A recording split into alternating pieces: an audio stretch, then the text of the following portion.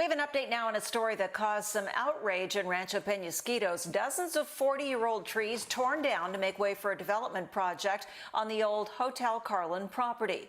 News 8 first told you about the issue. Well, this week, neighbors reached out to News 8 once again, saying that the carnage had continued. So we went over and checked things out. News 8's Monique Griego has more on their concerns. Well, this week we did get more calls from more neighbors after they saw dozens more trees being torn down. Now, this time it was the one lining the streets here. And while they can no longer save these trees, there is a reason they are speaking up. The sounds echo into the air.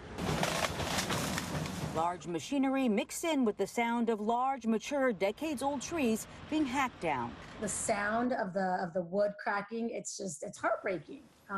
Beautiful 40-year-old mature trees. Yolanda Art is part of a group of neighbors upset over how this apartment development project is taking away part of the green landscape in their community.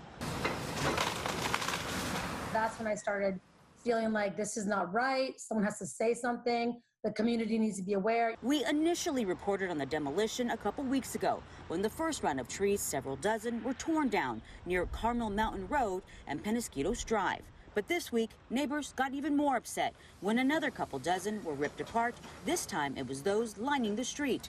And while they say they're not against development, they felt the trees were unnecessarily removed in a careless way. I mean, I've even gone over there and looked, and there's absolutely nothing left but piles of dirt and trees, and it's heartbreaking. It really is. Art feels especially devastated for the wildlife who inhabited the trees. It's prime breeding season. There's a lot of nests in there. You would see the little mom birds flying around squeaking, trying to find their babies, and that continued on for days. We did reach out to the developer, Dinnerstein Companies, to ask about the community's concerns, but have yet to receive a response.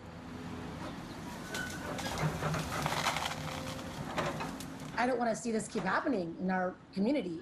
And while neighbors know they can no longer save these trees or stop this development likely, they are hoping that by speaking out, they can have more input into what their community looks like in the future. Monique Griego, News 8.